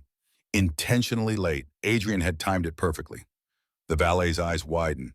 This wasn't a car you saw every day, even at River Oaks. Adrian stepped out first. Custom tuxedo, confident stride. He walked around, opened Valerie's door, offered his hand. Valerie emerged. She wore a black maternity dress Adrian had insisted on buying. Designer label, elegant, expensive. Not flashy, just powerful. Diamond earrings that had belonged to Adrian's mother. Hairstyle professionally. Makeup subtle but perfect. And in her arms, 7-month-old Grace wearing a tiny designer dress, pink and perfect. Guests stared, whispered. Some pulled out phones to film. Valerie walked past the valet, through the front doors, into the country club she'd once feared. The wedding coordinator rushed over flustered. "I'm sorry, the ceremony has already started. Your table assignment is..." Adrian said smoothly, "We're with the Sterling party. Mr. Sterling is a friend of the groom's business associates." The coordinator's face changed when she recognized Adrian Sterling, tech billionaire, major donor to the country club. Someone you don't dismiss. She said, "Of course, Mr. Sterling, right this way. We have a VIP table." Margaret Mitchell appeared, cutting her off. "Absolutely not. She sits where we assigned her. Table 47, back corner." Adrian looked at Margaret with the kind of cold politeness wealthy people use as a weapon. "I don't believe we've met. Adrian Sterling, Whitmore International. Your son's company currently owes mine $2 million in unpaid licensing fees. I'm here as Miss Harper's guest, and we'll sit where we please." The coordinator, caught between Margaret and a man who could destroy her career, made a choice. She said, "Mr. Sterling, please follow me to the VIP section." Margaret's face turned red, but she couldn't make a scene. Not here, not now. Inside the ceremony space, Brandon stood at the altar with Christine. They were in the middle of vows. Christine looked miserable, uncomfortable in her wedding dress, 5 months pregnant and clearly having second thoughts. Brandon saw Valerie. His face went white. He stumbled over his next words. The officiant said, "Do you, Brandon Mitchell, take Christine to be your lawfully wedded wife?" Brandon stared at Valerie, at Grace, at the life he tried to destroy sitting in the front row instead of hidden in the back. He said, Yes, I do." Christine's turn. She said her vows mechanically, like she was reading from a script she didn't believe in. Grace babbled loudly during the kiss. Valerie didn't shush her. Let her daughter's voice fill the space. The kiss was awkward. Brandon looked over Christine's shoulder at Valerie the entire time. The reception was tense. People kept glancing at Valerie's table. Some supportive, some hostile, all curious. During dinner, Patricia tried to approach, phone out to film. Adrian stood, blocking her. Adrian said, "Put the phone away or I'll have security escort you out." Patricia said, "You can't tell me what to do at my brother's wedding." Adrian said, "Watch me. You're harassing my guest. That's grounds for removal. Try me." Patricia backed off. The toasts began. Gregory gave a short, uncomfortable speech about family and legacy. Margaret talked about the importance of choosing the right partner. The irony was so thick, you could cut it. Then Valerie stood. Monica had advised against it. Adrian had warned it might backfire. But Valerie didn't care. She had something to say. She walked to the microphone, Grace on her hip. The room went silent. Valerie said, "I just want to thank Brandon for teaching me what love isn't, for showing me that I'm stronger than I ever knew I could be." She clicked a remote. Behind her, the projection screen lit up. A document appeared. The custody order. Full custody to Valerie Harper. Valerie said, "Congratulations on your wedding. And Christine, congratulations on your pregnancy. I hope your daughter grows up knowing her worth, the way mine will." She put up another image, a photo of Grace, happy and thriving, taken just that morning. Valerie said, "That's all. Enjoy your party." She handed the microphone back, walked out with Adrian and Grace. Half the room applauded. The other half sat in shocked silence. The video hit social media within minutes. Someone had filmed the whole thing. Woman confronts abusive ex at his wedding went viral. 15 million views in 48 hours. Comments were divided. Queen energy. She's bitter and can't move on. This is petty, but I love it. This is perfect revenge. She should have just stayed home. She's my hero. The video was everywhere. News outlets picked it up. Talk shows discussed it. Everyone had an opinion. But then came the backlash. Mitchell lawyers filed an emergency motion to revisit custody. Use the viral video as evidence. Their argument, Valerie Harper is vindictive, unstable, and performative. She used her child as a prop for public revenge. This proves she's unfit to have custody. She's exploiting her daughter for social media attention. Monica called Valerie furious. "They're going to use your moment against you. This is exactly what I warned about." Valerie said, "I shouldn't have done it. I let my anger." Adrian said, "No. You showed Grace that you don't hide, that you don't let bullies shame you into corners. That's important." Monica said, "We'll fight this. But Valerie, no more public confrontations. Please let the legal system work." The motion hearing was scheduled for 2 weeks later. In the meantime, Valerie moved out of the shelter and into a small apartment. Social services helped with first month's rent. She started her job at the nonprofit, helping other women escape situations like hers. Grace thrived. She was crawling now, babbling, becoming a person. Every day with her was a gift Valerie never took for granted. But the legal battle wasn't over. The Mitchells had money and time and determination. They weren't giving up. The motion hearing came. Judge Rodriguez, still presiding, listened to Mitchell lawyers argue that Valerie's viral moment proved instability. Then Monica stood up. Monica said, "Your Honor, what my client did was show up to a public event she was invited to. She didn't cause a scene. She didn't threaten anyone. She made a brief statement and left. If that's grounds for reconsidering custody, then every parent who's ever spoken at a PDA meeting is unfit." Judge Rodriguez said, "Ms. Graves has a point. The video shows Miss Harper being calm and controlled. Speaking truth isn't instability." Motion denied. Custody remains with Ms. Harper. Valerie cried with relief. But she'd learned something from that viral moment. She'd learned that performance wasn't the same as power. That revenge might feel good, but it didn't heal anything. 6 months later, Brandon tried again. Quiet wedding, small ceremony, new girlfriend who was also pregnant. The pattern continued. This time, Valerie didn't make a spectacle. She did something quieter, something more powerful. Brandon's second wedding was different, quiet, private. A small venue in Houston, not the country club. Fewer than 50 guests. No media, no spectacle. Just a quick ceremony to make things legal before the baby was born. His new girlfriend was named Jennifer. 26 years old, worked as a receptionist at one of his dealerships. 5 months pregnant. She thought she was special. She thought she was different. Valerie knew better. She'd been Jennifer once. The invitation never came. But Valerie found out the date and location through Monica's sources. The legal case was technically closed, but Monica stayed in touch, kept an eye on Brandon, made sure he followed court orders. On the wedding day, Valerie drove to the venue. No Bentley this time, just her used Honda Civic. She wore a simple sundress. Grace, now 13 months old and toddling, wore a regular baby dress from Target. No Adrian, no cameras, no performance. Valerie walked in quietly, sat in the back row, just watched. The ceremony was happening when she arrived. Brandon at the altar with Jennifer, who looked nervous and hopeful and doomed. The officiant was reading vows. Jennifer was crying, happy tears. Then Brandon looked back, saw Valerie, saw Grace. Grace, who didn't understand any of this, waved at him. Dada!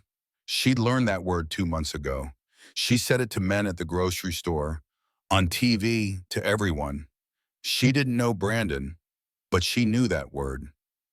Brandon's voice broke. He tried to keep reading his vows, but couldn't. Started crying. Not from anger this time, from grief, from loss, from realizing what he'd destroyed. His new bride looked confused. "Brandon, what's wrong?" Brandon couldn't answer. He was staring at the daughter he'd tried to control and lost instead. At the ex-wife who'd survived him. At the life he could have had if he'd been a different man. The officiant said awkwardly, "Should we continue?" Brandon said, "Yes, sorry, yes." They finished the ceremony. It felt hollow. Even Jennifer could tell something was wrong.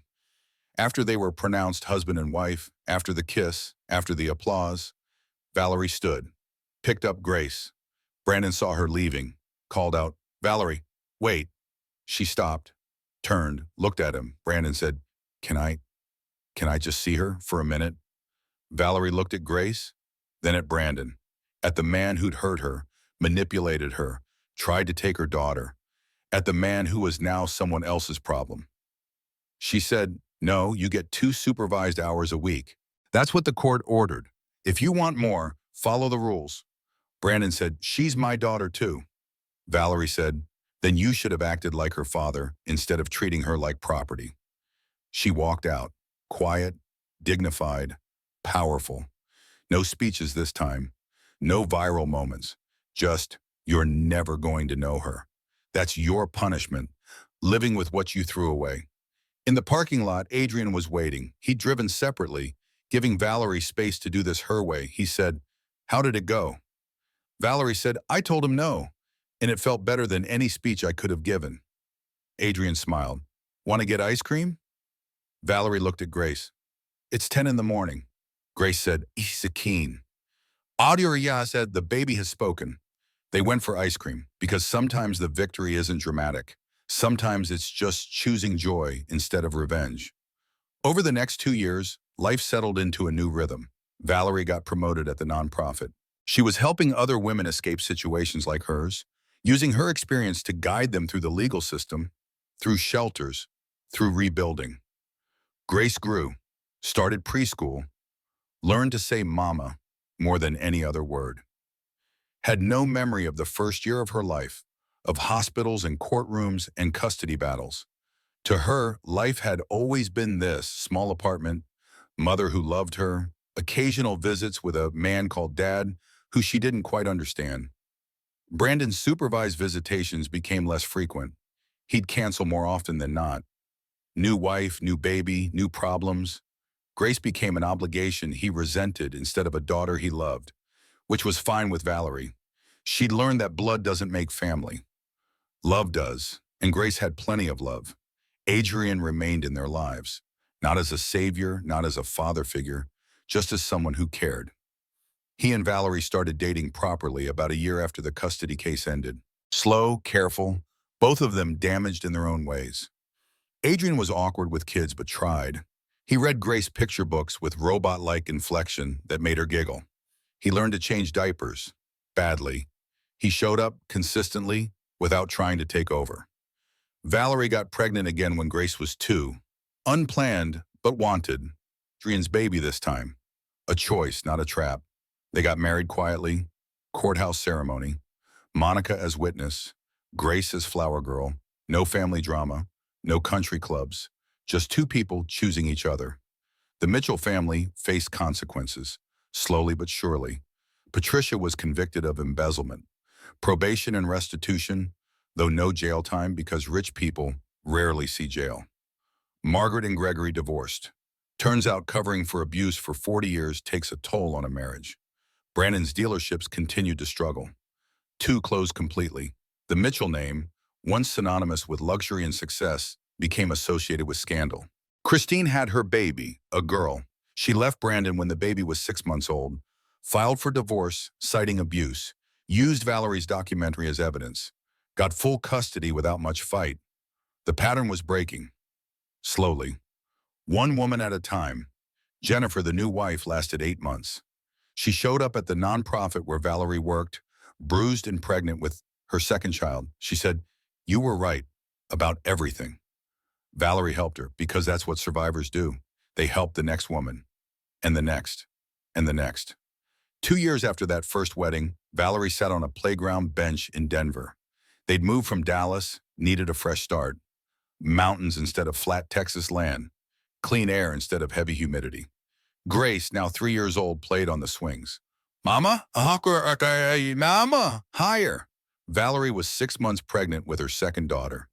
Adrian sat beside her with coffee, watching Grace with the focus of someone still learning how to be part of a family.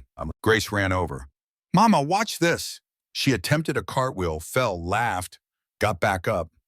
Valerie said, you fell, you got back up. That's my girl. Grace beamed. Again. She tried again. Fell again, laughed again. Valerie thought about the woman she'd been 3 years ago, opening that cream envelope with gold embossing. Table 47, the back corner where shameful things belong. She'd shown up in a Bentley, made a viral moment, got her revenge on social media, but that wasn't what saved her. That wasn't what got Grace back. What saved her was refusing to disappear, refusing to be ashamed, documenting everything, getting good lawyers, speaking truth even when no one wanted to hear it. What saved her, saving herself. People ask if she regrets going to that wedding in the Bentley. The theatrical moment, the viral video, she doesn't. Because she needed to prove to herself that she could walk into that room and not be afraid. That she could stand in front of people who hurt her and not break. But the second wedding, quiet, simple, just showing up, that's when she understood real power.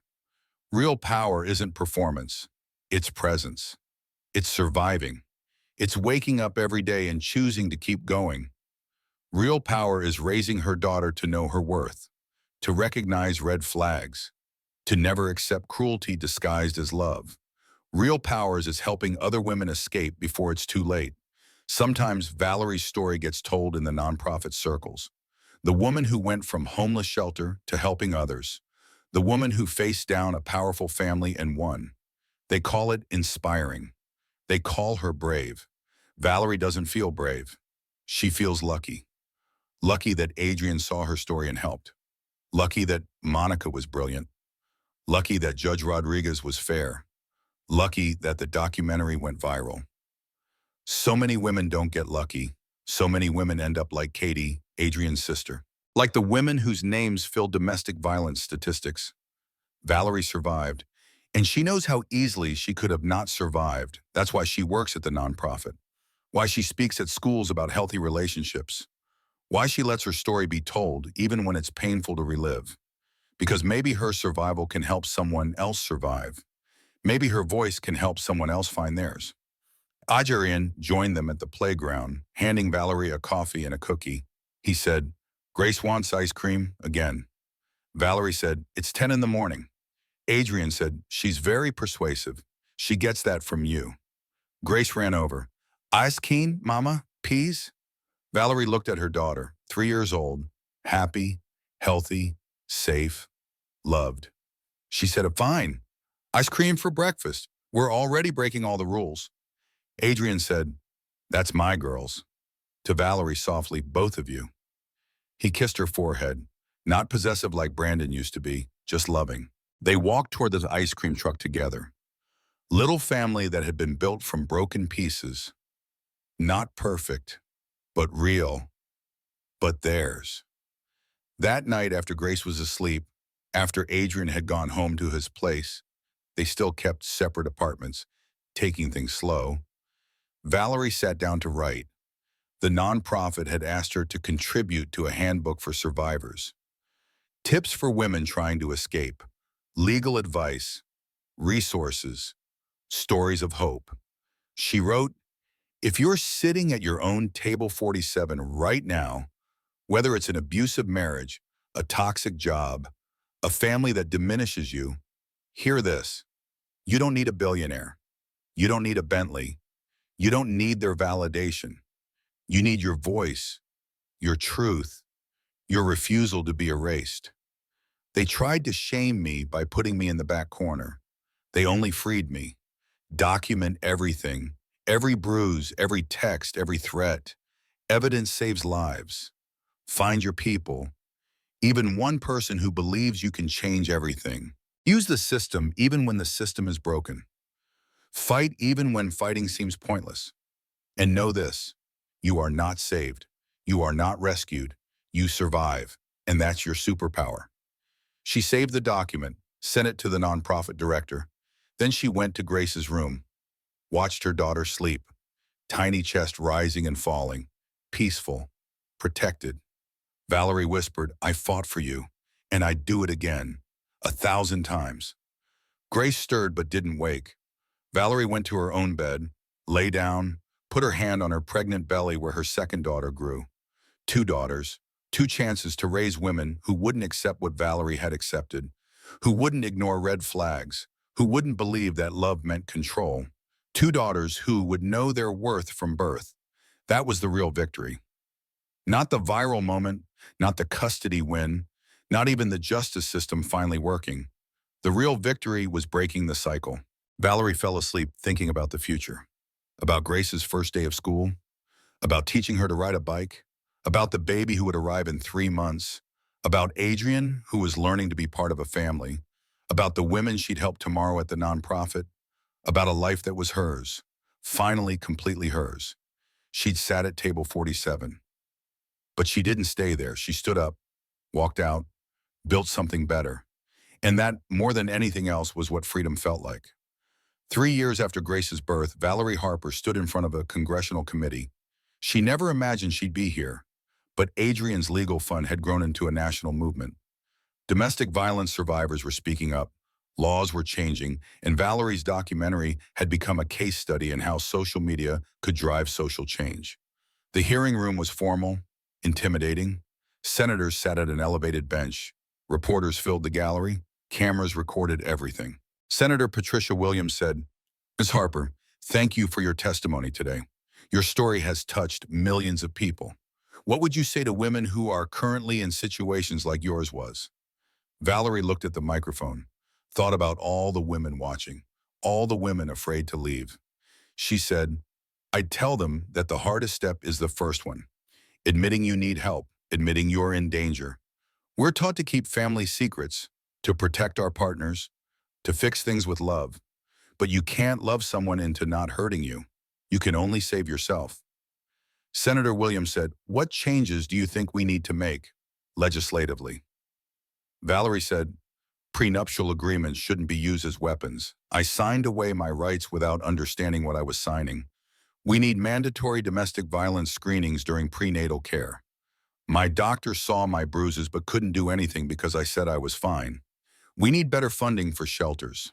Safe havens saved my life, but they're chronically underfunded.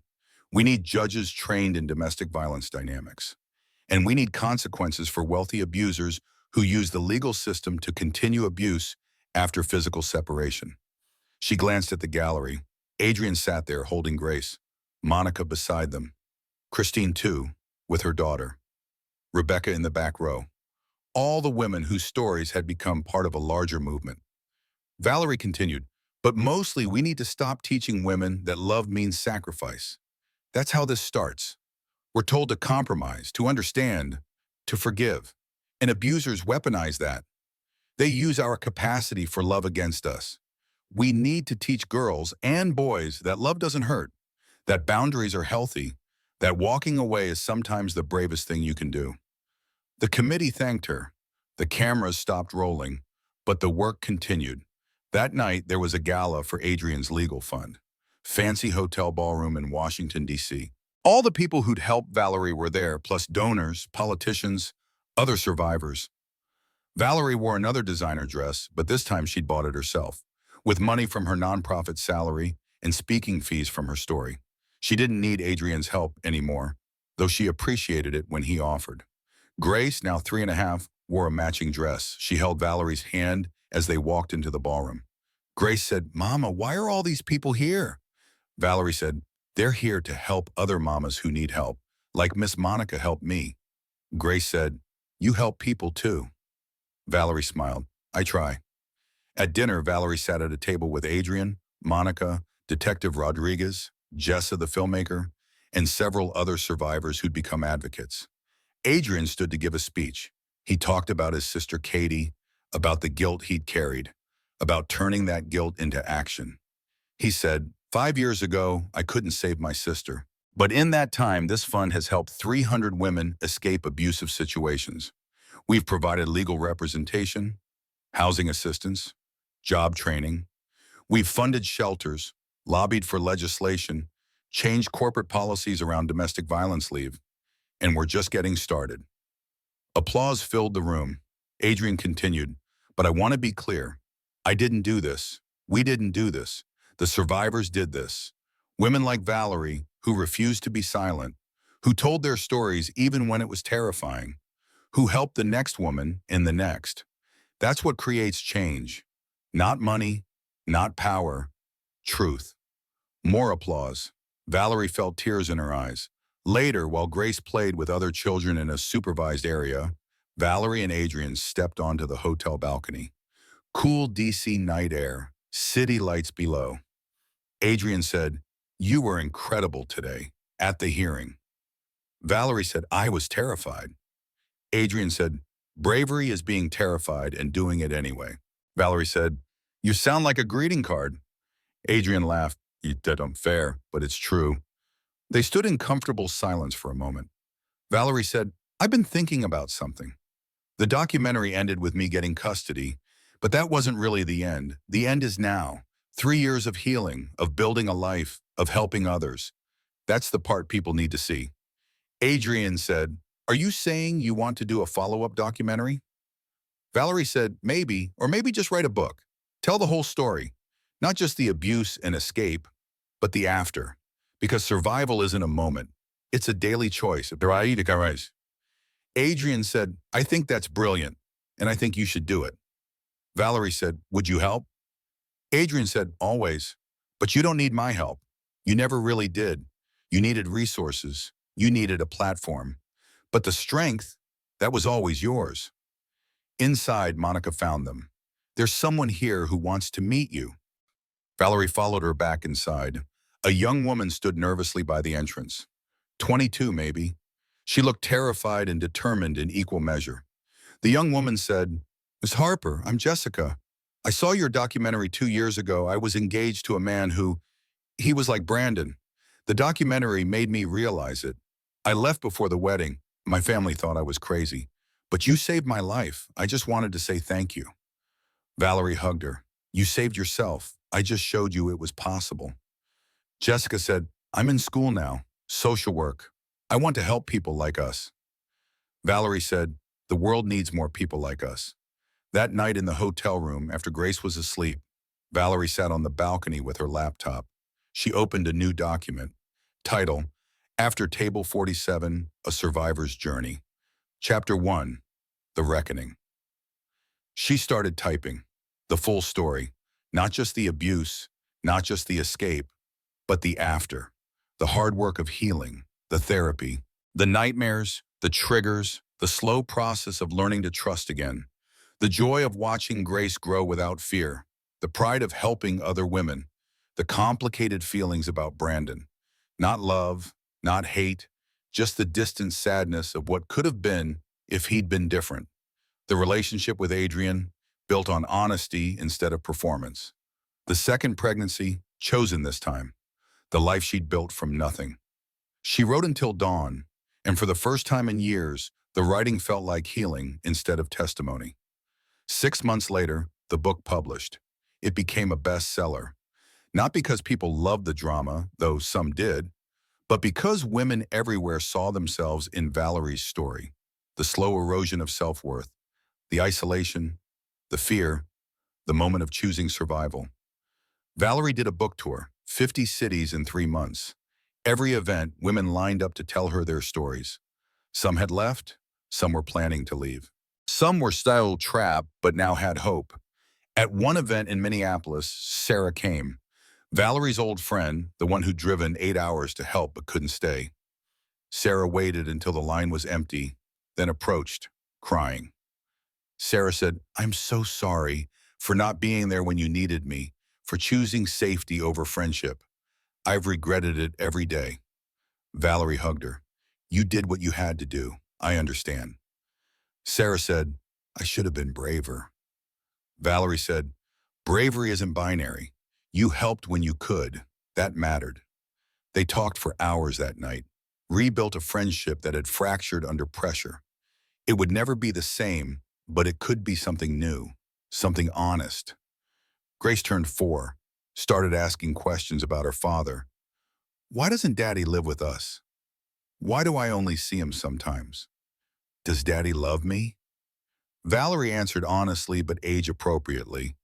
Daddy made some mistakes. He hurt Mama. So we don't live together anymore. But you're not a mistake. You're the best thing that ever happened to Mama. Grace said, did Daddy hurt you like when I fall and get ouchies? Valerie said, something like that.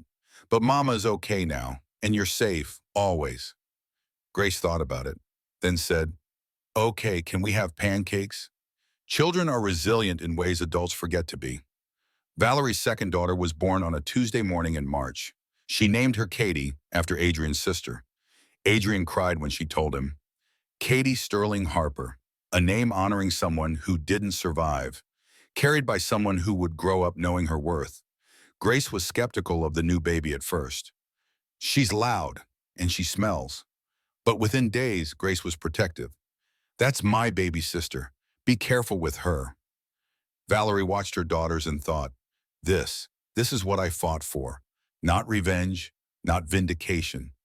This, a family built on choice and love instead of control and fear. Brandon saw Grace according to court orders. Every other week, 2 hours, supervised. He'd show up late more often than not, spend the time on his phone while Grace played. He'd remarried again, wife number 3, and had another baby on the way. The pattern continued, but it was no longer Valerie's problem. Grace asked once, why is Daddy always looking at his phone when I'm there? Valerie said, some people don't know how to be present. That's their loss, not yours. You are worthy of attention and love. Remember that always. Grace said, I know, Mama. You tell me every day. Valerie said, good. I never want you to forget. 5 years after the custody battle, Valerie was invited back to Safe Haven Shelter. They were renaming a wing in her honor. She stood in front of current residents, women in various stages of escape, some fresh from the ER, some planning their next move, some just trying to survive another day. Valerie said, I sat where you're sitting 5 years ago. Pregnant, alone, convinced I'd lost everything. But I was wrong. I hadn't lost everything. I'd lost my prison. And that's when I started to find myself. A woman in the front row raised her hand. How did you stop being afraid? Valerie said, I didn't. I'm still afraid sometimes. Fear doesn't go away completely, but it gets quieter. It becomes background noise instead of a siren. You learn to do things afraid, and eventually you realize you're not doing it afraid anymore. You're just doing it. Another woman asked, do you ever regret leaving? Valerie said, never. Not once. Not even on the hardest days. Because the hardest day free is better than the easiest day in a cage. That night, back home in Denver, Valerie tucked Grace into bed. Grace was 5 now, about to start kindergarten. Grace said, Mama, I was the bravest person today. I went down the big slide. Valerie said, you were so brave. I'm proud of you. Grace said, were you brave today? Valerie thought about the speech at the shelter, about the women who'd cried and thanked her, about the long road from table 47 to here. She said, I tried to be. Every day, I try to be brave like you. Grace said, you're the bravest person I know, Mama. Valerie's eyes filled with tears. Thank you, baby. Grace said, can you tell me the story about the princess who saved herself? It was Grace's favorite bedtime story, one Valerie had written for her. A princess who didn't wait for rescue, who picked up her own sword, fought her own battles, saved her own kingdom. Valerie told the story. Grace fell asleep before the ending. But that was okay. Grace would hear it again tomorrow, and the next day, and the next, until she internalized it, until she knew, bone deep, that she could save herself. That was Valerie's real legacy, not the viral video, not the best-selling book, not even the laws that had changed because of her testimony. Her real legacy was raising daughters who would never accept what she'd accepted, who would see red flags as stop signs instead of colorful decorations, who would know that they deserved better than cruelty disguised as love. Valerie left Grace's room, checked on baby Katie sleeping peacefully in her crib, and found Adrian in the kitchen making tea. He said, good speech today? Valerie said, I hope so. It's hard to know if anything I say helps. Adrian said, It helps, trust me. Every woman you talk to, every story you tell, it plants a seed. Maybe that seed saves someone's life.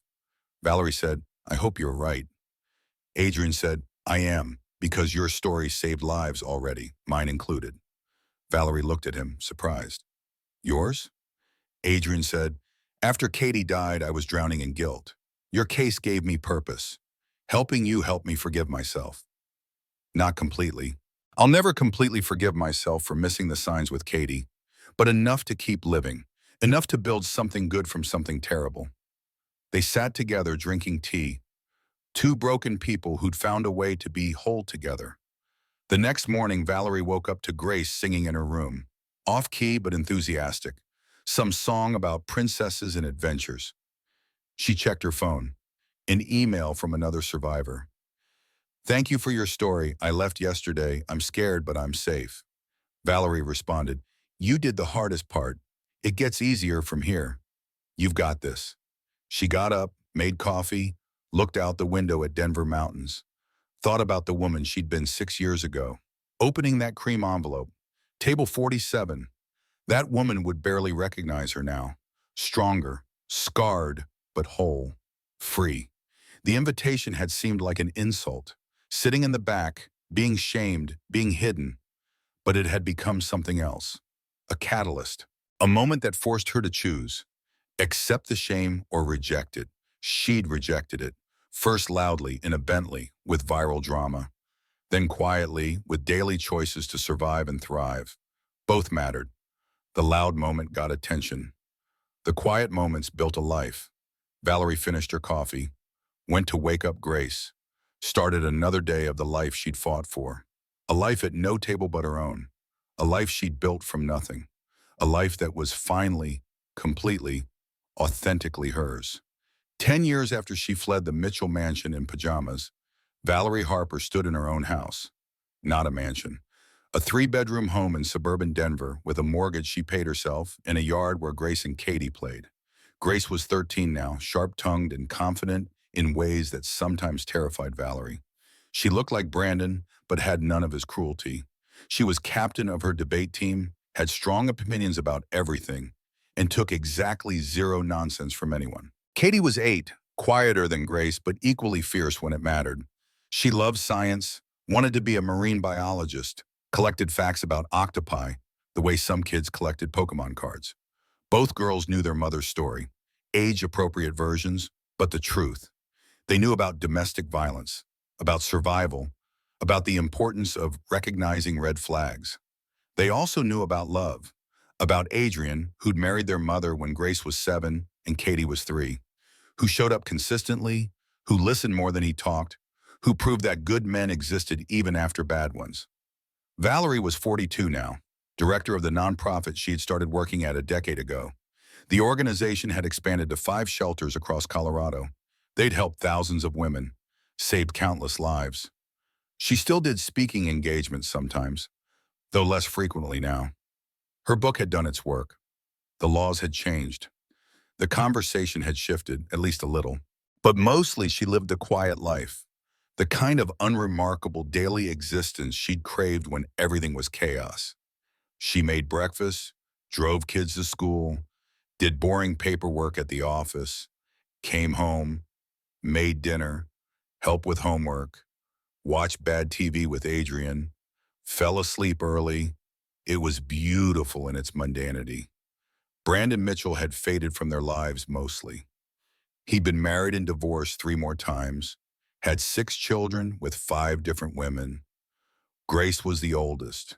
He'd aged poorly. The stress of failed businesses, failed marriages, public scandal had taken its toll. He looked older than 47, tired, diminished. Grace still saw him occasionally. Court-ordered visits had ended when she turned 12, but she'd chosen to maintain some contact. Not because she loved him, she didn't know him well enough to love him, but because she felt sorry for him and in the way you feel sorry for stray dogs you can't quite save. Grace told Valerie once, he's sad all the time, like he knows he messed everything up, but doesn't know how to fix it. Valerie said, some people don't figure it out in time. Grace said, "Did you ever forgive him?" Valerie thought about it. Forgiveness is complicated. I don't actively hate him anymore. The anger faded years ago, but I also don't forget. Forgiveness without forgetting feels like neutrality. He's just someone who used to hurt me. He can't hurt me anymore. That's enough. Grace said, that makes sense. Margaret Mitchell died when Grace was 10, lung cancer. She'd smoked secretly for 50 years, hiding it like she'd hidden everything else. At the funeral, Valerie and Grace attended.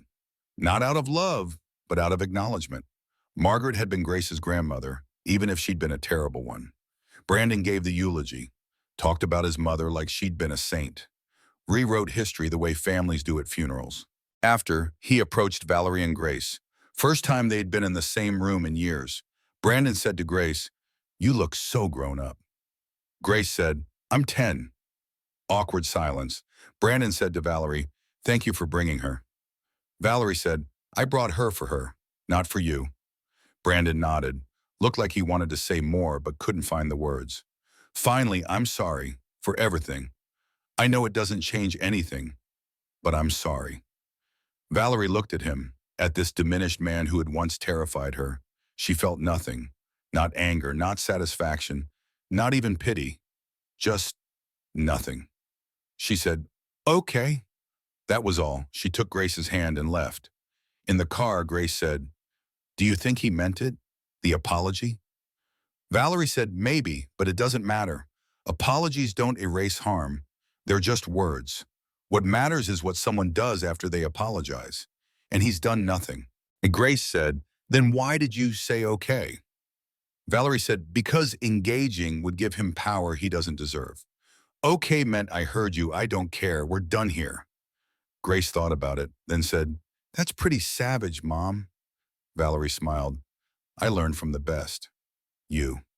On Valerie's 42nd birthday, Adrian threw her a surprise party. Nothing huge, just close friends and family. Monica, Detective Rodriguez, Jessa, women from the nonprofit, a few neighbors. Grace and Katie had made a cake that was lopsided but enthusiastic. They decorated the house with streamers. It was perfect in its imperfection. Monica gave a toast. To Valerie, who taught us all that survival isn't passive. It's the most active, powerful choice you can make. Who showed us that you can go from homeless shelter to helping thousands of others? Who proved that one woman's voice can change systems? Happy birthday, friend. Everyone clinked glasses. Later, after guests left, after kids were in bed, Valerie and Adrian sat on their back porch. Denver night air cool, stars visible despite city lights. Adrian said, "Good birthday?" Valerie said, "The best." Adrian said, "Can I ask you something?" Valerie said, "Always?" Adrian said, "Do you ever think about what your life would have been if you'd taken the 100,000, if you'd signed the NDA and walked away?" Valerie thought about it. She'd wondered this before. Late nights when sleep wouldn't come.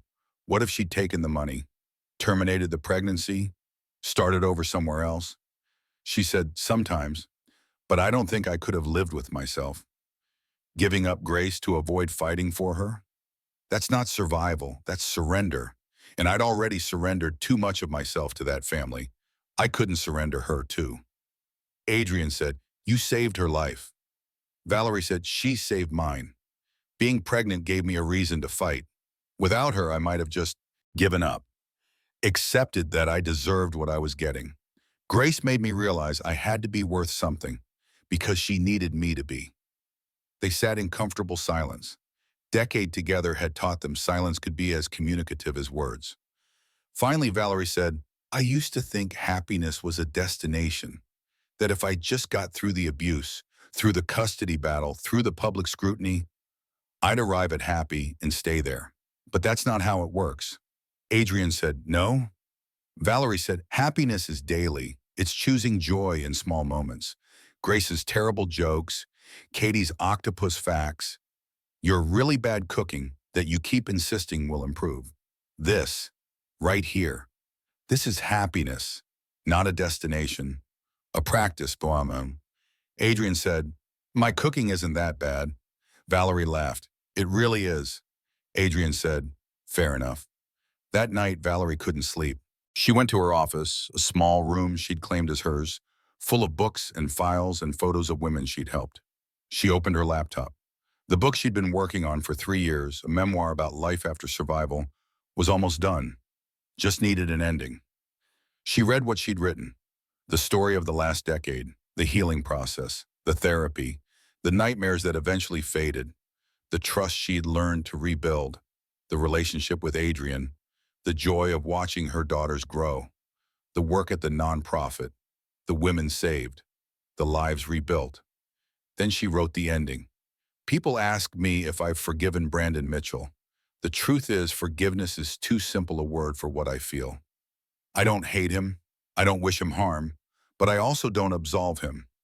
He made choices. Those choices had consequences. I've forgiven myself. That was harder.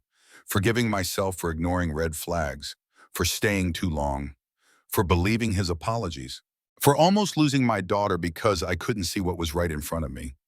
But I've learned that victims aren't responsible for abuse. I didn't cause his violence. I didn't deserve his cruelty. I was targeted because I was kind, trusting, and vulnerable. Those aren't weaknesses. They're beautiful human qualities that abusers exploit. I'm proud of who I am now. I'm proud of my daughters. I'm proud of the work I do. I'm proud that I turned trauma into purpose. But I want to be clear about something. I am not grateful for what happened. Sometimes people say, everything happens for a reason, or you're stronger because of what you survived. That's not true. I'm strong despite what I survived, not because of it. I would be a different kind of strong if I'd never been abused. Maybe softer, maybe happier, maybe less vigilant. Abuse doesn't make you strong. Surviving it does. And I'd rather women never need to develop that particular strength. So to anyone reading this who sees themselves in my story, you are not alone. You are believed. You can survive this. Document everything. Find one person who believes you. Use whatever resources you can access. Leave when you can, however you can. And know this, they tried to shame me by putting me at table 47, by making me sit in the back corner where embarrassing things go, but I stood up, I walked out, I built my own table, and you can too. You don't need a billionaire. You don't need a Bentley. You don't need their validation.